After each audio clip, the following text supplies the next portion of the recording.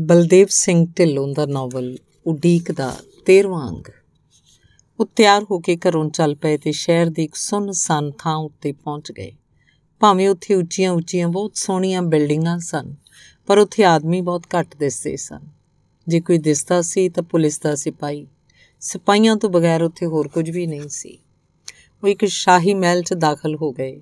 ਹਰ ਮੋੜ ਤੇ ਹਰ ਦਰਵਾਜ਼ੇ ਉੱਤੇ ਬੰਦੂਕਾਂ ਲਈ ਸਿਪਾਹੀ ਖੜ੍ਹੇ ਸਨ। ਸੁਰਜੀਤ ਸਿੰਘ ਹਰ ਇੱਕ ਨੂੰ ਆਪਣਾ ਸ਼ਨਾਖਤੀ ਕਾਰਡ ਦਿਖਾਉਂਦਾ ਅੱਗੇ ਲੰਘਦਾ ਗਿਆ। ਫਿਰ ਇੱਕ ਵੱਡੇ ਹਾਲ 'ਚ ਪਹੁੰਚੇ ਜੋ ਬਹੁਤ ਹੀ ਸਜਿਆ ਹੋਇਆ ਸੀ। ਉਸ ਵਿੱਚ ਪਈ ਹਰ ਚੀਜ਼ ਵਿਦੇਸ਼ੀ ਸੀ। ਇੱਕ ਵੱਡੇ ਸਾਰੇ ਮੇਜ਼ ਦੇ ਇੱਕ ਪਾਸੇ ਇੱਕ ਨੌਜਵਾਨ ਬੈਠਾ ਸੀ। ਜਿਸ ਕੁਰਸੀ ਉੱਤੇ ਉਹ ਬੈਠਾ ਸੀ ਉਹ ਕਿਸੇ ਮਹਾਰਾਜੇ ਦੇ ਤਖਤ ਨਾਲੋਂ ਘੱਟ ਸੁੰਦਰ ਤੇ ਕੀਮਤੀ ਨਹੀਂ ਸੀ। ਉਹਦੇ ਬਰਾਬਰ ਇੱਕ ਅਧੇੜ ਉਮਰ ਦਾ ਮਾੜੂਆ ਜਿਹਾ ਲੀਡਰ ਟਾਈਪ ਕੱਪੜੇ ਪਾਈ ਬੈਠਾ ਸੀ, ਜਿਵੇਂ ਉਹ ਇਸ ਰਾਜਕੁਮਾਰ ਦਾ ਵਜ਼ੀਰ ਹੋਵੇ। ਬਾਕੀ ਸਾਰੇ ਕੋਈ 18 ਕੁ ਜਣੇ ਹੋਰ ਸਨ, ਜਿਨ੍ਹਾਂ 'ਚ ਲਗਭਗ ਅੱਧੀਆਂ ਕੁੜੀਆਂ ਸਨ। ਸਾਰੀਆਂ ਕੁੜੀਆਂ ਕੱਚੀ ਜਿਹੀ ਉਮਰ ਦੀਆਂ ਲੱਗਦੀਆਂ ਸਨ ਤੇ ਆਦਮੀ ਹੱਟੇ ਕੱਟੇ ਗੁੰਡਾ ਟਾਈਪ ਚਿਹਰਿਆਂ ਵਾਲੇ। ਸੁਰਜੀਤ ਸਿੰਘ ਨੇ ਝੁੱਕ ਕੇ ਪਹਿਲਾਂ ਨੌਜਵਾਨ ਤੇ ਫਿਰ ਉਹਦੇ ਬਰਾਬਰ ਬੈਠੇ ਲੀਡਰ ਨੂੰ ਪ੍ਰਣਾਮ ਕੀਤਾ, ਪਰ ਅਮਰਜੀਤ ਨੇ ਦੋਨਾਂ ਵੱਲ ਦੇਖ ਕੇ ਹਲਕਾ ਜਿਹਾ ਸਿਰ ਹੀ ਹਿਲਾਇਆ। ਨੌਜਵਾਨ ਨੇ ਬੜੀ ਨੀਝ ਨਾਲ ਅਮਰਜੀਤ ਨੂੰ ਕਈ ਵਾਰੀ ਸਿਰ ਤੋਂ ਲੈ ਕੇ ਪੈਰਾਂ ਤੱਕ ਦੇਖਿਆ, ਪਰ ਉਸ ਨਾਲ ਖੁੱਲ੍ਹ ਕੇ ਨਜ਼ਰਾਂ ਨਾ ਮਿਲਾ ਸਕਿਆ। ਉਹ ਚੋਰੀ ਚੋਰੀ ਅਮਰਜੀਤ ਵੱਲ ਦੇਖ ਰਿਹਾ ਸੀ। ਜਦੋਂ ਦੇਖਦੀ ਤਾਂ ਨੌਜਵਾਨ ਅੱਖਾਂ ਫੇਰ ਲੈਂਦਾ। ਇਹ ਦੋਨੋਂ ਹੀ ਸਭ ਤੋਂ ਪਿੱਛੋਂ ਆਏ ਸਨ। ਜਦੋਂ ਇਹ ਦੋਨੋਂ ਆਪਣੀਆਂ ਕੁਰਸੀਆਂ 'ਤੇ ਬੈਠ ਗਏ ਤਾਂ ਮੀਟਿੰਗ ਦੀ ਕਾਰਵਾਈ ਸ਼ੁਰੂ ਹੋਈ। ਲੀਡਰ ਨੇ ਤਕਰੀਰ ਕਰਨੀ ਸ਼ੁਰੂ ਕੀਤੀ। ਭਾਵੇਂ ਉਹਦੇ ਖੱਦਰ ਦੇ ਕੱਪੜੇ ਪਾਏ ਸਨ, ਸਿਰ 'ਤੇ ਗਾਂਧੀ ਟੋਪੀ ਰੱਖੀ ਸੀ ਤੇ ਉਹ ਬੋਲ ਵੀ ਹਿੰਦੀ 'ਚ ਹੀ ਰਿਹਾ ਸੀ, ਪਰ ਉਹਨੇ ਆਪਣੀ ਤਕਰੀਰ ਦੀ ਸ਼ੁਰੂਆਤ ਅੰਗਰੇਜ਼ੀ 'ਚ ਲੇਡੀਜ਼ ਐਂਡ ਜੈਂਟਸ ਕਹਿ ਕੇ ਕੀਤੀ। ਉਹਨੇ ਬਹੁਤ ਲੰਮਾ ਲੈਕਚਰ ਨਹੀਂ ਝਾੜਿਆ, ਬਸ ਐਵੇਂ 5-6 ਮਿੰਟ ਉਹੀ ਸੋਚੀਆਂ ਸਮਝੀਆਂ ਪਹਿਲਾਂ ਅਨੇਕ ਵਾਰ ਸੁਣੀਆਂ ਹੋਈਆਂ ਗੱਲਾਂ ਕਹਿ ਕੇ ਉਹ ਬੈਠ ਗਿਆ, ਜਿਨ੍ਹਾਂ ਦਾ ਮਤਲਬ ਇਹ ਸੀ ਕਿ ਸਾਡੇ ਦੇਸ਼ 'ਚ ਇੰਨੀ ਨਹੀਂ ਵੱਧਦੀ ਜਿੰਨੀ ਆਬਾਦੀ ਵੱਧ ਰਹੀ ਹੈ। ਇਸ ਕਰਕੇ ਗਰੀਬੀ ਦੂਰ ਕਰਨ ਲਈ ਇਸ ਉੱਪਰ ਰੋਕ ਲੱਗਣੀ ਜ਼ਰੂਰੀ ਹੈ। ਇਹ ਕੰਮ ਕਿਸੇ ਵੀ ਕੀਮਤ ਉੱਤੇ ਕਰੋ। ਲਾਲਚ ਦਿਓ, ਧੱਕਾ ਕਰੋ, ਸਾਰੇ ਸਰਕਾਰੀ ਮੁਲਾਜ਼ਮਾਂ ਨੂੰ ਕੋਟੇ ਦਿਓ। ਕੋਈ ਵੀ ਸਰਕਾਰੀ ਕੰਮ ਕਰਾਉਣ ਆਏ ਵਿਅਕਤੀ ਅੱਗੇ ਪਹਿਲੀ ਸ਼ਰਤ ਰੱਖੋ ਕਿ ਉਹ ਪਹਿਲਾਂ ਨਸਬੰਦੀ ਆਪਰੇਸ਼ਨ ਕਰਵਾਏ। ਇਸ ਤਰ੍ਹਾਂ ਦੀਆਂ ਗੱਲਾਂ ਕਰਕੇ ਚੁੱਪ ਹੋ ਗਿਆ। ਅਮਰਜੀਤ ਨੂੰ ਛੱਡ ਕੇ ਲੈਕਚਰ ਦੇ ਖਾਤਮੇ ਉੱਤੇ ਬਾਕੀ ਸਭ ਨੇ ਤਾੜੀਆਂ ਮਾਰੀਆਂ ਤੇ ਵਾਹ-ਵਾਹ ਕੀਤੀ ਤੇ ਫਿਰ ਸਾਰੇ ਆਪਣਾ ਪੂਰਾ ਜ਼ੋਰ ਇਸ ਕੰਮ 'ਤੇ ਲਾਉਣ ਦਾ ਭਰੋਸਾ ਦੇਣ ਲੱਗ ਪਏ ਤੇ ਅੱਜ ਤੱਕ ਦੇ ਕੀਤੇ ਹੋਏ ਕੰਮ ਦੇ ਵੇਰਵੇ ਦੇਣ ਲੱਗ ਪਏ। ਅਮਰਜੀਤ ਚੁੱਪਚਾਪ ਬੈਠੀ ਸੋਚ ਰਹੀ ਸੀ। ਉਹ ਜਿਉਂ-ਜਿਉਂ ਸੋਚਦੀ ਗਈ ਤਿਉਂ-ਤਿਉਂ ਉਹਦਾ ਚਿਹਰਾ ਉਦਾਸ ਹੁੰਦਾ ਗਿਆ, ਕਿਉਂਕਿ ਉਹ ਸਮਝ ਗਈ ਸੀ ਕਿ ਇਸ ਪਾਰਟੀ ਦਾ ਅਸਲ ਮਤਲਬ ਕੋਈ ਹੋਰ ਹੈ। ਇਹ ਬਿਲਕੁਲ ਨਹੀਂ ਜੋ ਦਿਖਾਇਆ ਜਾ ਰਿਹਾ। ਉਹ ਮਤਲਬ ਕੀ ਹੋ ਸਕਦਾ, ਇਸ ਗੱਲ ਦੀ ਉਹਨੂੰ ਕੋਈ ਸਮਝ ਨਹੀਂ ਆ ਰਹੀ ਸੀ। ਇਹ ਠੀਕ ਹੈ ਕਿ ਇੱਕ ਸਰਮਾਏਦਾਰ ਸਿਸਟਮ ਵਾਲੀ ਹਕੂਮਤ ਹੇਠ ਰਹਿਣ ਵਾਲੇ ਸਧਾਰਨ ਵਿਅਕਤੀ ਲਈ ਵੱਡਾ ਪਰਿਵਾਰ ਕਈ ਮੁਸ਼ਕਲਾਂ ਪੈਦਾ ਕਰ ਸਕਦਾ ਹੈ। ਜਿਵੇਂ ਜੇ ਕਿਸੇ ਦੇ 4 ਪੁੱਤ ਹੋਣ ਤਾਂ ਉਹਨਾਂ 4 ਨੂੰ ਉੱਚੀ ਵਿੱਦਿਆ ਨਹੀਂ ਪੜ੍ਹਾ ਸਕਦਾ, ਪਰ ਇਹ ਕੋਈ ਕੁਦਰਤੀ ਅੜਿੱਕਾ ਨਹੀਂ। ਕੌਣ ਨਹੀਂ ਜਾਣਦਾ ਵੀ ਸਾਡੇ ਦੇਸ਼ 'ਚ ਉੱਚੀਆਂ ਡਿਗਰੀਆਂ ਹਾਸਲ ਕਰਨ ਲਈ ਦਾਖਲਾ ਲੈਣ ਵਾਸਤੇ ਬਹੁਤ ਵੱਡੀ ਰਕਮ ਰਿਸ਼ਵਤ ਦੇ ਰੂਪ 'ਚ ਦੇਣੀ ਪੈਂਦੀ ਹੈ, ਜੋ ਉੱਪਰ ਵਜ਼ੀਰਾਂ ਤੱਕ ਵੰਡੀ ਜਾਂਦੀ ਹੈ। ਸਮਾਜਵਾਦੀ ਦੇਸ਼ਾਂ 'ਚ ਡਿਗਰੀ ਕਾਲਜਾਂ ਵਿੱਚ ਦਾਖਲੇ ਲਈ ਵੱਡੀ ਨਹੀਂ ਦੇਣੀ ਪੈਂਦੀ। ਉੱਥੇ ਕੋਈ 7 ਪੁੱਤਰਾਂ ਵਾਲਾ ਸਧਾਰਨ ਆਦਮੀ ਵੀ ਆਪਣੇ ਸਾਰੇ ਪੁੱਤਰਾਂ ਨੂੰ ਉੱਚੀ ਵਿੱਦਿਆ ਪੜ੍ਹਾ ਸਕਦਾ ਹੈ। ਇਹ ਠੀਕ ਹੈ ਕਿ ਬਹੁਤੇ ਬੱਚੇ ਮਾਂ-ਬਾਪ ਲਈ ਬਹੁਤ ਸਾਰੀਆਂ ਮੁਸ਼ਕਲਾਂ ਖੜ੍ਹੀਆਂ ਕਰਦੇ ਹਨ। ਬਹੁਤੇ ਬੱਚੇ ਮਾਂ-ਬਾਪ ਦੀ ਸਿਹਤ ਲਈ ਵੀ ਹਾਨੀਕਾਰਕ ਹਨ ਤੇ ਪਰੇਸ਼ਾਨੀਆਂ ਹੀ ਵਧਾਉਂਦੇ ਹਨ। ਵੱਧ ਰਹੀ ਆਬਾਦੀ ਇੱਕ ਅਲੱਗ ਵਿਸ਼ਾ ਹੈ, ਪਰ ਸਾਡੀ ਸਰਕਾਰ ਦਾ ਮਤਲਬ ਇਹ ਨਹੀਂ ਸੀ, ਕੋਈ ਹੋਰ ਹੀ ਸੀ। ਅਸਲ 'ਚ ਇੱਕ ਬਹੁਤ ਗਹਿਰੀ ਤੇ ਸੋਚੀ ਸਮਝੀ ਸਾਜ਼ਿਸ਼ ਸੀ। ਉਸ ਸਮੇਂ ਦੀ ਪ੍ਰਧਾਨ ਮੰਤਰੀ ਇੰਦਰਾ ਗਾਂਧੀ ਨੂੰ ਇਹ ਪੱਕਾ ਯਕੀਨ ਹੋ ਗਿਆ ਸੀ ਕਿ ਜਿੰਨਾ ਚਿਰ ਇੱਥੇ ਇਨਕਲਾਬ ਨਹੀਂ ਆ ਜਾਂਦਾ, ਉਹਨਾਂ ਚਿਰ ਤੱਕ ਭਾਰਤ ਉੱਤੇ ਹੁਣ ਉਹਨਾਂ ਦਾ ਪਰਿਵਾਰ ਹੀ ਰਾਜ ਕਰੇਗਾ। ਲੋਕਾਂ ਦੀਆਂ ਮੁਸ਼ਕਲਾਂ ਨਾਲੋਂ ਉਹਨੂੰ ਇਨਕਲਾਬ ਨੂੰ ਟਾਲਣ ਦੀ ਚਿੰਤਾ ਵਧੇਰੇ ਸੀ। ਉਹ ਕਿਸੇ ਵੀ ਹਾਲਤ ਵਿੱਚ ਇਸ ਖਤਰੇ ਨੂੰ ਲੰਮੇ ਸਮੇਂ ਤੱਕ ਟਾਲਣਾ ਚਾਹੁੰਦੀ ਸੀ। ਇਸ ਕਰਕੇ ਉਹਨੇ ਇਨਕਲਾਬੀ ਫੌਜ ਜੰਮਣ ਵਾਲੀਆਂ ਕੁੱਖਾਂ ਨੂੰ ਬੰਦ ਕਰਨ ਦਾ ਪ੍ਰੋਗਰਾਮ ਬਣਾਇਆ। ਸਾਰੇ ਜਾਣਦੇ ਹੈ ਕਿ ਇਨਕਲਾਬ ਲਈ ਕੁਰਬਾਨੀਆਂ ਦੀ ਲੋੜ ਪੈਂਦੀ ਹੈ। ਕਿਸੇ ਵੀ ਜੋੜੇ ਦਾ ਇੱਕ ਪੁੱਤਰ ਨਾ ਇਨਕਲਾਬੀ ਹੁੰਦਾ ਤੇ ਨਾ ਹੀ ਕੁਰਬਾਨੀ ਕਰ ਸਕਦਾ ਹੈ। ਮਾਂ-ਬਾਪ ਦੀ ਛਤਰ ਛਾਇਆ ਹੇਠ ਪਲਣ ਵਾਲਾ ਇਕਲੌਤਾ ਪੁੱਤਰ ਤੇ ਉਹਨਾਂ ਦੀ ਜਾਇਦਾਦ ਦਾ ਇਕੱਲਾ ਵਾਰਸ ਕਦੀ ਇਨਕਲਾਬੀ ਫੌਜ ਦਾ ਸਿਪਾਹੀ ਨਹੀਂ ਬਣਦਾ। ਉਹਦਾ ਬਾਪ ਜੋ ਉਮਰ ਦੇ ਲਿਹਾਜ਼ ਨਾਲ ਸਿਆਣਾ ਤੇ ਤਜਰਬੇਕਾਰ ਹੋ ਚੁੱਕਿਆ ਹੁੰਦਾ ਹੈ। ਸਰਕਾਰ ਨੂੰ ਅਜਿਹੇ ਬੰਦਿਆਂ ਤੋਂ ਵੀ ਡਰ ਲੱਗਿਆ। ਇਸ ਖਤਰੇ ਦੇ ਹੱਲ ਲਈ 2 ਪ੍ਰੋਗਰਾਮ ਉਲੀਕੇ ਗਏ। ਪਹਿਲਾਂ ਇਹ ਸੀ ਕਿ ਗਰੀਬ ਤੇ ਅਨਪੜ੍ਹ ਪੱਕੀ ਉਮਰ ਦੇ ਸਾਰੇ ਬੰਦਿਆਂ ਦੇ ਨਸਬੰਦੀ ਆਪਰੇਸ਼ਨ ਕਰਕੇ ਉਹਨਾਂ ਨੂੰ ਹੀਜੜੇ ਬਣਾ ਦਿੱਤਾ ਜਾਏ। ਸਾਇੰਸਦਾਨਾਂ ਨੇ ਸਿੱਧ ਕਰ ਦਿੱਤਾ ਹੈ ਕਿ ਜੇ ਮੁਰਗੇ ਦਾ ਆਪਰੇਸ਼ਨ ਕਰ ਦਿੱਤਾ ਜਾਏ ਤਾਂ ਫਿਰ ਕਦੀ ਵੀ ਬਾਂਗ ਨਹੀਂ ਦਿੰਦਾ, ਅਤੇ ਜੇ ਸਾਂਢ ਦਾ ਆਪਰੇਸ਼ਨ ਕਰ ਦਿੱਤਾ ਜਾਏ ਤਾਂ ਬੜਕ ਨਹੀਂ ਮਾਰਦਾ।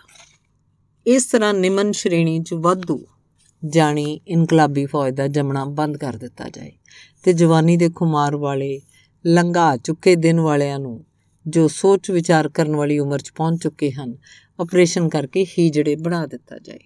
ਇਸ ਤਰ੍ਹਾਂ ਇਨਕਲਾਬ ਨੂੰ ਆਉਣ ਵਾਲੀਆਂ ਕਈ ਪੁਸ਼ਤਾਂ ਤੱਕ ਟਾਲਣ ਦਾ ਪ੍ਰੋਗਰਾਮ ਉਲੀਕਿਆ ਗਿਆ।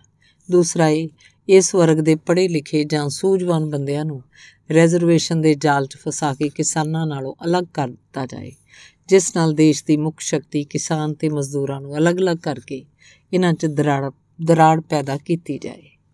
ਗੈਰ ਕਾਸ਼ਤਕਾਰ ਵਰਗ ਨੂੰ ਰੁਜ਼ਗਾਰ ਦੇ ਕੇ ਆਤਮ ਨਿਰਭਰ ਕਰਨ ਦੀ ਥਾਂ ਸਾਜ਼ਿਸ਼ ਰਚੀ ਗਈ। ਹੌਲੀ ਹੌਲੀ ਇਹਨਾਂ ਨੂੰ ਘੱਟ ਮੁੱਲ 'ਤੇ ਸਮਾਨ ਖਰੀਦਣ ਲਈ ਲਾਲ ਪੀਲੇ ਹਰੇ ਕਾਰਡ ਬਣਾ ਦਿੱਤੇ ਗਏ। ਘਰਾਂ ਦੀ ਮੁਰੰਮਤ ਮੁਫਤ, ਨਵੇਂ ਘਰ ਪਾ ਕੇ ਦੇਣੇ, ਲੈਟਰਿਨਾਂ ਮੁਫਤ ਬਣਾ ਕੇ ਦੇਣੀਆਂ, ਬਿਜਲੀ ਮੁਫਤ, ਬੱਚਿਆਂ ਦੀ ਪੜ੍ਹਾਈ ਮੁਫਤ, ਵਿਆਹਾਂ ਸ਼ਾਦੀਆਂ ਦੇ ਸ਼ਗਨ ਸਕੀਮ ਅਧੀਨ ਪੈਸੇ ਦੇਣੇ, ਅਤੇ ਹੁਣ 4 ਰੁਪਏ ਕਿਲੋ ਆਟਾ ਅਤੇ 20 ਰੁਪਏ ਕਿਲੋ ਦਾਲ।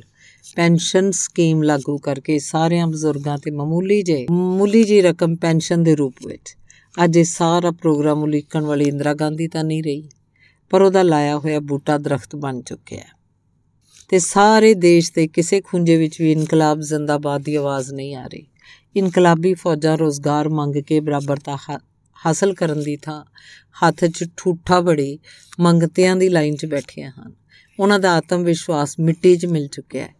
ਜਿਸ ਤਰ੍ਹਾਂ ਬਾਣੀਆਂ ਸੋਚ ਨੇ ਕਦੇ ਮਿਹਨਤਕਸ਼ ਇਨਸਾਨਾਂ ਨੂੰ ਲੁੱਟਣ ਲਈ ਧਰਮ ਦਾ ਸਹਾਰਾ ਲਿਆ ਸੀ, ਅਤੇ ਅੱਜ ਉਹ ਹੀ ਬਾਣੀਆਂ ਸਰਕਾਰ ਨੇ ਰਿਜ਼ਰਵੇਸ਼ਨ ਦੇ ਨਾਂ ਹੇਠ ਸਾਰੇ ਦੇਸ਼ ਦੇ ਮਿਹਨਤਕਸ਼ ਇਨਸਾਨਾਂ ਦਾ ਖੂਨ ਠੰਡਾ ਕਰ ਦਿੱਤਾ ਹੈ ਅਤੇ ਇੱਕ ਨਾ ਖਤਮ ਹੋਣ ਵਾਲੀ ਖਾਈ ਇਹਨਾਂ ਦੇ ਵਿਚਕਾਰ ਪਾ ਦਿੱਤੀ ਹੈ।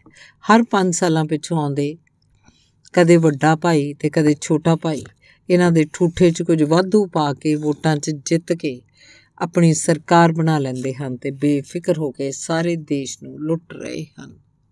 ਫਿਰ ਉਹ ਲੀਡਰ ਉੱਠ ਕੇ ਚਲਾ ਗਿਆ, ਜਿਸ ਤਰ੍ਹਾਂ ਕੋਈ ਸਿਆਣਾ ਬਾਪ ਆਪਣੇ ਪੁੱਤਰ ਅਤੇ ਨੂੰਹ ਨੂੰ ਹੱਸਣ ਖੇਡਣ ਲਈ ਇਕੱਲਿਆਂ ਛੱਡ ਕੇ ਬਾਹਰ ਚਲਾ ਜਾਂਦਾ ਹੈ। ਸੱਚਮੁੱਚ ਹੀ ਉਹਦੇ ਜਾਣ ਪਿੱਛੋਂ ਉੱਥੇ ਉਹ ਸਾਰਾ ਕੁਝ ਹੋਣ ਲੱਗ ਪਿਆ ਜੋ ਜੀਜਾ ਸਾਲੀਆਂ ਦੇ ਘੇਰੇ 'ਚ ਕਰਿਆ ਕਰਦਾ ਹੈ। ਘਟੀਆ ਅਤੇ ਭੱਦੇ ਮਜ਼ਾਕ, ਸਾਰੀਆਂ ਲੜਕੀਆਂ ਕੀਮਤੀ ਕੱਪੜੇ ਪਾਈ ਮੇਕਅਪ ਨਾਲ ਸੱਜ ਕੇ ਟਿਚਨ ਹੋਈਆਂ ਬੈਠੀਆਂ ਸਨ ਅਤੇ ਹਰ ਕੋਈ ਨੌਜਵਾਨ ਨੂੰ ਆਪਣੇ ਵੱਲ ਪ੍ਰਭਾਵਿਤ ਕਰਨ ਲਈ ਇੱਕ ਦੂਜੀ ਨੂੰ ਪਛਾੜਨ ਦਾ ਯਤਨ ਕਰ ਰਹੀਆਂ ਸੀ। ਫਿਰ ਇੱਕ ਇੱਕ ਕਰਕੇ ਉੱਥੋਂ ਸਾਰੇ ਆਦਮੀ ਚਲੇ ਗਏ। ਸੁਰਜੀਤ ਸਿੰਘ ਨੇ ਵੀ ਜਾਣ ਦੀ ਆਗਿਆ ਮੰਗੀ, ਪਰ ਨੌਜਵਾਨ ਨੇ ਤਿਰਛਾ ਜਿਹਾ ਅਮਰਜੀਤ ਵੱਲ ਵੇਖ ਕੇ ਉਹਨੂੰ ਜਾਣੋਂ ਰੋਕ ਦਿੱਤਾ। ਭਾਵੇਂ ਅਮਰਜੀਤ ਉੱਥੇ ਬੈਠੀਆਂ ਸਾਰੀਆਂ ਲੜਕੀਆਂ ਨਾਲੋਂ ਵੱਧ ਉਮਰ ਦੀ ਸੀ, ਪਰ ਉਹਨਾਂ ਦੇ ਸਸਤੇ ਜਿਹੇ ਹੁਸਨ ਦੇ ਸਾਹਮਣੇ ਇਹਦਾ ਪ੍ਰਭਾਵਸ਼ਾਲੀ ਅਤੇ ਅਨਮੋਲ ਹੁਸਨ ਇਉਂ ਲੱਗ ਰਿਹਾ ਸੀ ਜਿਵੇਂ ਕਿਸੇ ਪਲੇਟ 'ਚ ਕੱਚ ਦੀਆਂ ਗੋਲੀਆਂ 'ਚ ਕੋਈ ਹੀਰਾ ਪਿਆ ਹੋਵੇ। ਸੁਰਜੀਤ ਸਿੰਘ ਨੂੰ ਅੱਜ ਨੌਜਵਾਨ ਨੇ ਸਪੈਸ਼ਲ ਕਿਹਾ ਸੀ ਕਿ ਉਹ ਆਪਣੀ ਘਰਵਾਲੀ ਨੂੰ ਵੀ ਨਾਲ ਲੈ ਕੇ ਆਵੇ, ਕਿਉਂਕਿ ਉਹਨੇ ਸੁਣਿਆ ਸੀ ਕਿ ਉਹਦੀ ਘਰਵਾਲੀ ਇੱਕ ਅਜੀਬ ਹੁਸਨ ਦੀ ਮਾਲਕ ਹੈ। ਉਹਨੇ ਕਈ ਵਾਰ ਅਮਰਜੀਤ ਨੂੰ ਮਖੌਲ ਕਰਨ ਦਾ ਹੌਸਲਾ ਵੀ ਕੀਤਾ, ਪਰ ਉਹ ਵੀ ਅਮਰਜੀਤ ਦਾ ਰੋਹਬ ਮੰਨ ਗਿਆ, ਜਿਸ ਕਰਕੇ ਉਹਦਾ ਹੌਸਲਾ ਹੀ ਨਹੀਂ ਪਿਆ ਸੀ। ਅਮਰਜੀਤ ਪਰੇਸ਼ਾਨ ਜਿਹੀ ਹੋਈ ਬੈਠੀ ਸੀ। ਉਹਨੂੰ ਸਮਝ ਨਹੀਂ ਆ ਰਹੀ ਸੀ ਕਿ ਉਹਨੂੰ ਇੱਥੇ ਕਿਉਂ ਲਿਆਂਦਾ ਗਿਆ। ਨੌਜਵਾਨ ਨੇ ਇੱਕ ਬਟਨ ਦਬਾਇਆ, ਝੱਟ ਇੱਕ ਨੌਕਰ ਉਸ ਕੋਲ ਆ ਕੇ ਝੁਕ ਗਿਆ। ਉਹਨੇ ਹੌਲੀ ਜਿਹੀ ਇਹਨੂੰ ਇਸ਼ਾਰਾ ਕੀਤਾ, ਫਿਰ ਥੋੜ੍ਹੇ ਚਿਰ ਪਿੱਛੋਂ ਹੀ ਸਾਰਿਆਂ ਅੱਗੇ ਲਿਆ ਕੇ ਸ਼ਰਾਬ ਦੇ ਪੈਗ ਰੱਖ ਦਿੱਤੇ। ਅਮਰਜੀਤ ਅੱਗੇ ਵੀ ਉਹਨੇ ਕਈ ਵਾਰ ਕਿਹਾ ਕਿ ਉਹ ਸ਼ਰਾਬ ਨਹੀਂ ਪੀਂਦੀ। ਹਲਕਾ ਜਿਹਾ ਸੁਰਜੀਤ ਸਿੰਘ ਨੇ ਵੀ ਕਿਹਾ, ਪਰ ਪੈਗ ਉਸੇ ਤਰ੍ਹਾਂ ਹੀ ਪਿਆ ਰਿਹਾ। ਹੁਣ ਅਮਰਜੀਤ ਨੂੰ ਹਲਕਾ ਜਿਹਾ ਪਤਾ ਲੱਗ ਗਿਆ ਕਿ ਅੱਜ ਉਹਨੂੰ ਇੱਥੇ ਕਿਉਂ ਲਿਆਂਦਾ ਗਿਆ ਹੈ, ਅਤੇ ਅੱਜ ਸੁਰਜੀਤ ਉਹਦੀਆਂ ਸੱਚੀਆਂ ਅਤੇ ਖਰੀਆਂ ਗੱਲਾਂ ਨੂੰ ਕਿਉਂ ਖਿੜੇ ਮੱਥੇ ਮੁਸਕਰਾ ਕੇ ਚੱਲ ਗਿਆ। ਉਹ ਕਈ ਬਹਿਸ ਨਹੀਂ ਕੀਤੀ। ਗੁੱਸੇ ਨਾਲ ਅਮਰਜੀਤ ਦਾ ਮੂੰਹ ਲਾਲ ਹੋ ਗਿਆ। ਸਾਰਿਆਂ ਨੇ ਘੁੱਟ-ਘੁੱਟ ਕਰਕੇ ਪੈਗ ਪੀ ਲਏ, ਪਰ ਅਮਰਜੀਤ ਅੱਗੇ ਉਸੇ ਤਰ੍ਹਾਂ ਪਿਆ ਰਿਹਾ। ਫਿਰ ਨੌਜਵਾਨ ਆਪਣੇ ਸਾਹਮਣੇ ਬੈਠੀ ਕੁੜੀ ਨੂੰ ਮਖੌਲ ਕਰਨ ਲੱਗ ਪਿਆ, ਜੋ ਅਸਲ 'ਚ ਅਮਰਜੀਤ ਨੂੰ ਸੁਣਾ ਰਿਹਾ ਸੀ। ਉਹਨੂੰ ਉੱਥੇ ਬੈਠਣਾ ਔਖਾ ਹੋ ਗਿਆ। ਉੱਠ ਕੇ ਖੜੀ ਹੋ ਗਈ। ਇੱਕ ਵਾਰੀ ਉਹਨੂੰ ਸਾਰਿਆਂ ਨੇ ਸਹਿਮੇ ਜਿਹੇ ਗੁੱਸੇ ਨਾਲ ਦੇਖਿਆ, ਪਰ ਉਹ ਝੱਟ ਹੀ ਬਾਹਰ ਨਿਕਲ ਆਈ ਅਤੇ ਆਪਣੀ ਕਾਰ 'ਚ ਬੈਠ ਕੇ ਘਰ ਆ ਗਈ। ਉਹਦੇ ਉੱਠ ਕੇ ਮੂੰਹ ਮੋੜਦਿਆਂ ਹੀ ਪਹਿਲਾਂ ਨੌਜਵਾਨ ਅਤੇ ਫਿਰ ਬਾਕੀ ਸਾਰੇ ਠਹਾਕਾ ਮਾਰ ਕੇ ਹੱਸ ਪਏ। ਇਸ ਵਾਰ ਸੁਰਜੀਤ ਸਿੰਘ ਦੇ ਮਨ 'ਚ ਇਸ ਹਰਕਤ ਨੂੰ ਦੇਖ ਕੇ ਆਪਣੀ ਸੁਸ਼ੀਲ ਅਤੇ ਲਾਇਕ ਪਤਨੀ ਦੀ ਹੱਦ ਤੱਕ ਸਮਝਦਿਆਂ ਹੋਇਆਂ ਝੋਕਾ ਜਿਹਾ ਫਿਰ ਗਿਆ ਅਤੇ ਉਹਦੇ ਖੂਨ 'ਚ ਉਬਾਲ ਵੀ ਆਇਆ। ਪਰ ਚੜ੍ਹਾਵਿਆਂ ਦੇ ਰੂਪ 'ਚ ਆਈ ਹੋਈ ਇੰਪੋਰਟਡ ਸ਼ਰਾਬ 'ਚ ਮਿਲੇ ਹੋਏ ਪਤਲੇ ਖੂਨ 'ਚ ਇੰਨੀ ਤਾਕਤ ਅਤੇ ਚਿਕਨਾਈ ਨਹੀਂ ਸੀ ਕਿ ਉਹ ਕੰਢਿਆਂ ਤੋਂ ਬਾਹਰ ਨਿਕਲ ਜਾਂਦਾ। ਇਸ ਕਰਕੇ ਉਹ ਅੰਦਰ ਹੀ ਅੰਦਰ ਉਬਲ ਕੇ ਰਹਿ ਗਿਆ ਤੇ ਸਰਦਾਰ ਜੀ ਇਹਨੂੰ ਢਿੱਡ 'ਚ ਹੀ ਦਬਾ ਕੇ ਹੀਜੜਿਆਂ ਵਾਂਗ ਇੱਕ ਬੇਸ਼ਰਮ ਜੀ ਮੁਸਕਾਨ ਆਪਣੇ ਬੁੱਲ੍ਹਾਂ 'ਤੇ ਲਿਆ ਕੇ ਬੈਠਾ ਰਿਹਾ। ਨੌਜਵਾਨ ਨੇ ਇਸ 'ਚ ਆਪਣੀ ਬੇਇੱਜ਼ਤੀ ਸਮਝਦਿਆਂ ਹੋਇਆਂ ਉਸ ਵੱਲ ਘੂਰ ਕੇ ਦੇਖਿਆ। ਭਾਵੇਂ ਉਹਦੇ ਚਲੇ ਜਾਣ ਨਾਲ ਢਿੱਡੋਂ ਖੁਸ਼ੀ ਹੋਇਆ ਸੀ, ਕਿਉਂਕਿ ਜਿਸ ਨੀਅਤ ਨਾਲ ਉਹਨੂੰ ਬੁਲਾਇਆ ਗਿਆ ਸੀ ਉਹਨਾਂ ਸਾਰੀਆਂ ਆਸਾਂ ਉੱਤੇ ਉਹਦੇ ਸਾਹਮਣੇ ਆਉਂਦਿਆਂ ਹੀ ਪਾਣੀ ਫਿਰ ਗਿਆ।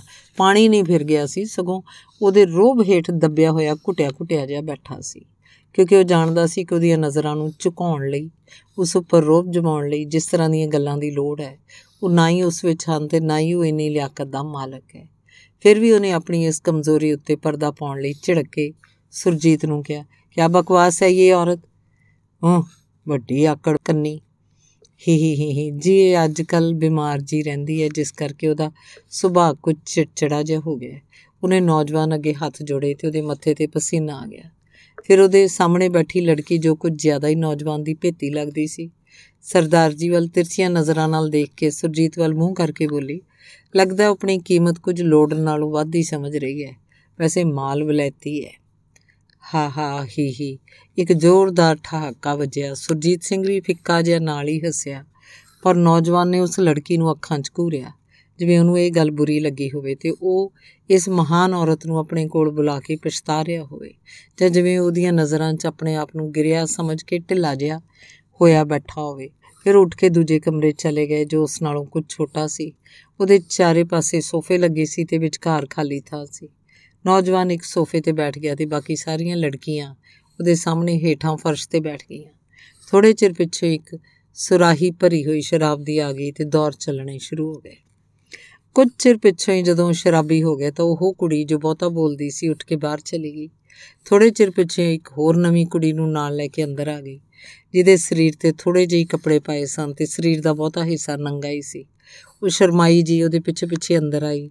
ਸਾਰੀਆਂ ਕੁੜੀਆਂ ਨੇ ਉਸ ਵੱਲ ਇਉਂ ਦੇਖਿਆ ਜਿਵੇਂ ਵਿਆਹ ਵਾਲੇ ਘਰ ਪ੍ਰਾਹੁਣਿਆਂ ਦੇ ਇਕੱਠ 'ਚ ਲਾੜੀ ਆ ਗਈ ਹੋਵੇ।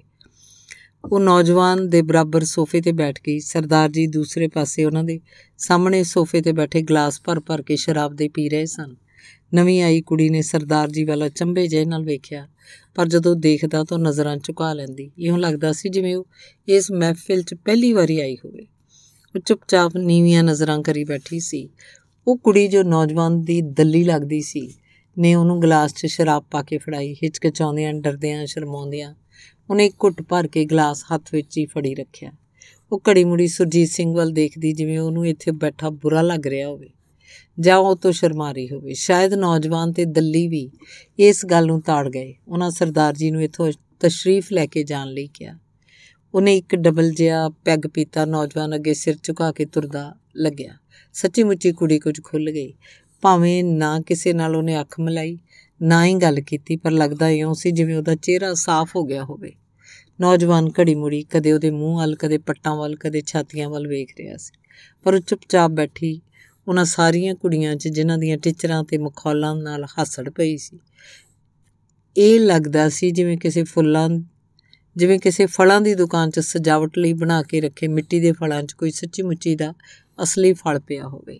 ਭਾਵੇਂ ਉਹਦਾ ਵੀ ਬਹੁਤ ਮੇਕਅਪ ਕੀਤਾ ਹੋਇਆ ਸੀ, ਪਰ ਉਹਦਾ ਮੇਕਅਪ ਉਹਦੇ ਸਰੀਰ ਅਤੇ ਸੁੰਦਰਤਾ ਨੂੰ ਸਜਾ ਕੇ ਚਾਰ ਚੰਨ ਲਾ ਰਿਹਾ ਸੀ। ਪਰ ਦੂਜੀਆਂ ਸਾਰੀਆਂ ਕੁੜੀਆਂ ਇਉਂ ਲੱਗ ਰਹੀਆਂ ਸਨ ਜਿਵੇਂ ਕਿਸੇ ਕੱਪੜੇ ਜਾਂ ਜੇਵਰਾਂ ਦੀ ਦੁਕਾਨ ਉੱਤੇ ਪਲਾਸਟਿਕ ਦੀਆਂ ਕੁੜੀਆਂ ਸਜਾ ਕੇ ਸਿਰਫ ਇਸ਼ਤਿਹਾਰ ਵਜੋਂ ਖੜੀਆਂ ਕੀਤੀਆਂ ਹੋਣ।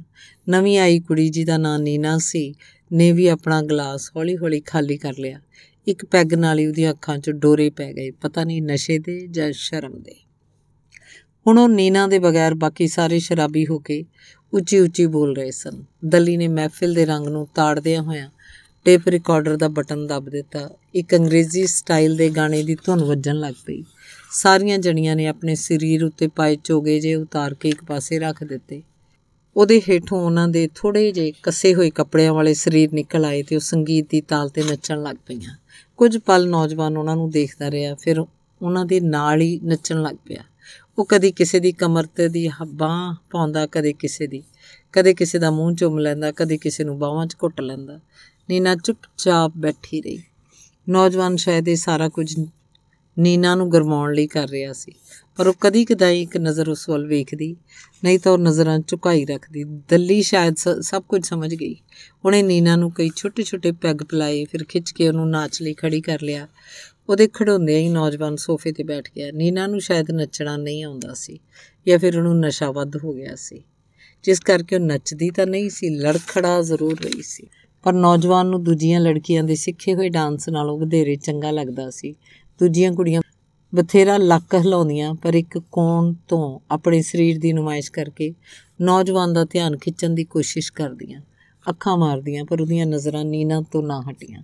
ਉਹਦੀਆਂ ਨਸ਼ਿਆਈਆਂ ਅੱਧ ਖੁੱਲ੍ਹੀਆਂ ਅੱਖਾਂ, ਜੋ ਸ਼ਰਮ ਦੇ ਗਹਿਣੇ ਨਾਲ ਸਜੀਆਂ ਸਨ, ਦੂਜੀਆਂ ਕੁੜੀਆਂ ਦੀਆਂ ਹਰਨੀਆਂ ਵਰਗੀਆਂ ਬੇਸ਼ਰਮ ਅੱਖਾਂ ਨਾਲ ਇਸ਼ਾਰੇ ਕਰਦੀਆਂ ਅੱਖਾਂ ਨਾਲੋਂ ਵਧੇਰੇ ਖਿੱਚ ਰਹੀਆਂ ਸਨ। ਉਹਦੇ ਸਰੀਰ 'ਚ ਜਵਾਨੀ ਦੀ ਮਟਕ ਤੇ ਉਹਦੇ ਚਿਹਰੇ 'ਤੇ ਸੁੰਦਰਤਾ ਦਾ ਗੌਰਵ ਉਹਨੂੰ ਦੂਜੀਆਂ ਕੁੜੀਆਂ ਨਾਲੋਂ ਅਲੱਗ ਇੱਕ ਅਨੋਖਾ ਰੂਪ ਦੇ ਰਿਹਾ ਸੀ। ਇਉਂ ਲੱਗ ਰਿਹਾ ਸੀ ਜਿਵੇਂ ਉਹ ਸ਼ੋਅ ਕੇਸ 'ਚ ਪਈ ਨਵੀਂ ਨਕੋਰ ਗੁਰਗਾਬੀ ਹੋਵੇ, ਦੂਜੀਆਂ ਉਹਦੇ ਪੈਰਾਂ 'ਚ ਪਾਈ ਹੋਈ ਅੱਧ ਹੰਢੀ ਗੁਰਗਾਬੀ ਹੋਣ। ਫਿਰ ਉਹ ਨੀਨਾ ਦੇ ਲੱਕ ਦੁਆਲੇ ਹੱਥ ਪਾ ਕੇ ਝੂਮਣ ਲੱਗ ਪਿਆ। ਨੀਨਾ ਨੇ ਵੀ ਆਪਣੀ ਬਾਂਹ ਉਹਦੇ ਮੋਢਿਆਂ 'ਤੇ ਰੱਖ ਦਿੱਤੀ। ਪਤਾ ਨਹੀਂ ਮਸਤੀ ਨਾਲ ਜਾਂ ਨਸ਼ੇ ਨਾਲ ਲੜਖੜਾ ਰਹੀ ਨਹੀਂ, ਸਹਾਰੇ ਵਜੋਂ ਉਹਦੇ ਚਿਹਰੇ 'ਤੇ ਕਿਸੇ ਕਿਸਮ ਦਾ ਕੋਈ ਭਾਵ ਨਹੀਂ ਸੀ। ਨੌਜਵਾਨ ਨੇ ਇਸ਼ਾਰਾ ਕੀਤਾ ਤਾਂ ਸਾਰੀਆਂ ਕੁੜੀਆਂ ਆਪੋ ਆਪਣੇ ਕੱਪੜੇ ਪਾ ਕੇ ਬਾਹਰ ਨਿਕਲ ਗਈਆਂ। ਉੱਥੇ ਸਿਰਫ ਦੱਲੀ ਤੇ ਨੀਨਾ ਰਹਿ ਗਈਆਂ। ਨੌਜਵਾਨ ਨੇ ਦੱਲੀ ਨੂੰ ਉਹਦਾ ਇਨਾਮ ਦਿੱਤਾ ਤੇ ਉਹ ਨੀਨਾ ਨੂੰ ਛੱਡ ਕੇ ਬਾਹਰ ਨਿਕਲ ਗਈ। ਇਸ ਤਰ੍ਹਾਂ ਸਾਡੇ ਦੇਸ਼ 'ਚੋਂ ਗਰੀਬੀ ਦੂਰ ਕਰਨ ਲਈ ਸੱਦੀ ਗਈ ਮੀਟਿੰਗ ਖਤਮ ਹੋ ਗਈ। ਦੂਜੇ ਦਿਨ ਅਖਬਾਰਾਂ 'ਚ ਇੱਕ ਵੱਡੀ ਖਬਰ ਸੀ ਕਿ ਦੇਸ਼ ਦੇ ਪ੍ਰਮੁੱਖ ਨੇਤਾਵਾਂ ਦੀ ਇੱਕ ਮੀਟਿੰਗ ਹੋਈ, ਜਿਸ 'ਚ ਦੇਸ਼ 'ਚੋਂ ਗਰੀਬੀ ਦੂਰ ਕਰਨ ਲਈ ਗੰਭੀਰ ਸੋਚ ਵਿਚਾਰ ਹੋਈ ਤੇ ਕਈ ਮਹੱਤਵਪੂਰਨ ਪ੍ਰੋਗਰਾਮ ਉਲੀਕੇ ਗਏ। ਧੰਨਵਾਦ।